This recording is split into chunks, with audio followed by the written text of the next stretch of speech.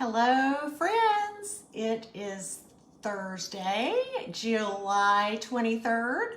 And as you know, we have been checking in with you for the last couple of weeks about what we are eating during this very different kind of summer.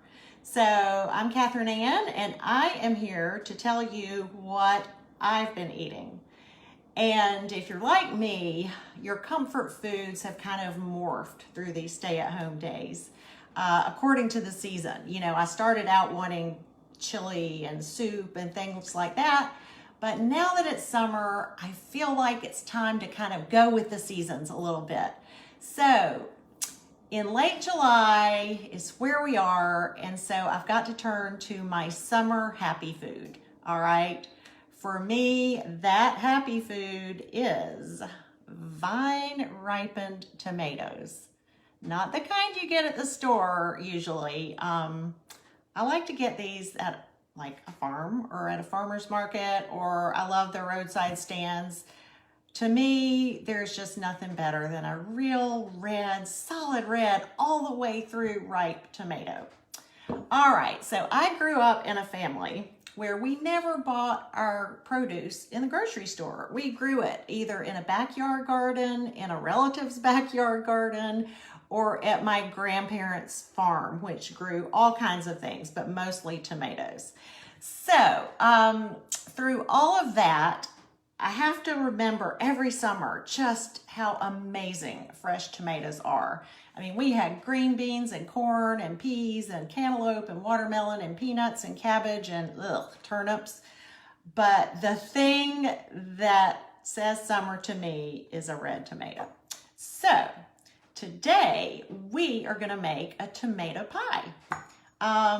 I love to make tomato pies because it's the kind of thing that you can just kind of wing depending on what you have in your fridge or in your garden, or just what you've kind of got a craving for. It's kind of like a vehicle for other things that you might be wanting to have. But I'm going to share my recipe with you. And when I say recipe, I mean it's not exact because I'm not a very exact person, but I'll give you enough information, and don't worry, I'll give you some numbers in the chat at the end of this. So you start out with a pie crust. I'm not a big baker. If you are, go for it. Make your dough and roll it out and do all that stuff. I just buy it at the grocery store. One pie crust, and then you prick it with your fork, little holes, and then you bake it at 375 degrees for about 10 minutes. And you just kind of get that crust a little bit crispy so that it doesn't get soggy later. All right, don't forget that step.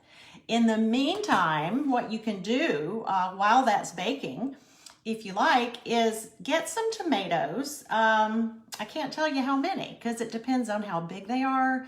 And it depends on if you want to do a deep dish pie or a regular pie. Like, how hungry are you? I don't know.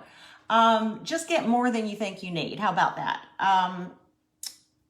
For my pie today, I probably used about two and a half that are about this size, but these are big. So anyway, slice them very thinly, like they're going to go on a sub sandwich or something. All right. You don't want thick ones because they'll cook a lot better if they're thin.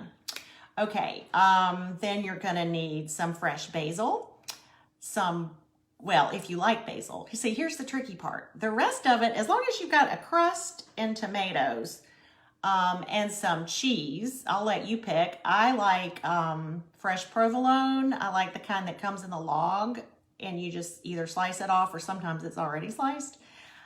And I love a little Parmesan, but you know what? I've used feta, I've used provolone. I've even heard tell of people using cheddar. So, it's all up to you. But I'm going to tell you the way I like to make it, which is thinly sliced tomatoes, fresh basil, thinly sliced Vidalia onions. See, this is a summer food, all right? I like to use garlic. I like to use several cloves of garlic and just put them in a garlic press and mush them up. And some olive oil and some salt and pepper. So with all that being said, it sounds a little bit like a margarita pizza, which Yeah, it does. You could also throw some bacon in. I think that would be good. I've never tried it. You could throw in some other vegetables like maybe spring onions or red peppers, yellow peppers. I wouldn't put in anything that has a lot of moisture in it, like mushrooms, because you just don't want that crust to get soggy. That's our whole goal. And to that purpose, what you do before you even start assembling the ingredients is slice your tomatoes thin and then put a little bit of salt on them on a paper towel, and then you can even layer it with paper towels and salt. And what you're trying to do is get the moisture out of the tomatoes before you start. That will be the secret to success. All right, so once your crust comes out of the oven, you just layer it. You could do like tomatoes, onions, basil, cheese, or whatever order makes sense to you. I've probably never done it the same way twice. So I'm gonna show you what this delicious pie looks like. And it is lunchtime at my house, so this is what I'm having for lunch today. And I also wanted to mention that since the kids at St. Luke's have been thinking a lot about fruit of the Spirit, especially on Wednesday mornings, did you know that a tomato is a fruit? So crazy. So with that being said, I know the Holy Spirit doesn't till the garden. I know that.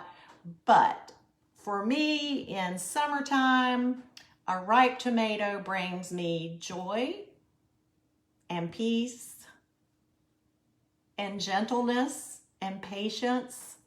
And it brings me faith because of the timing and the patience and the hope that farmers have to get it ripe and not eaten by the birds.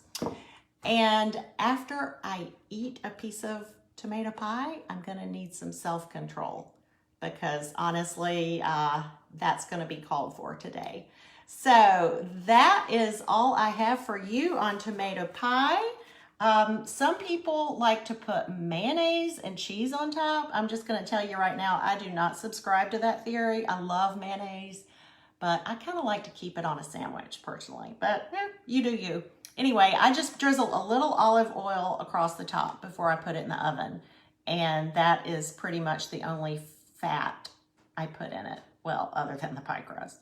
All right, friends, enjoy and let me know what variations you want to put in your tomato pie because I'm always up for changing it up and trying new things. All right, friends, have a great rest of your week and I'll see you on Sunday.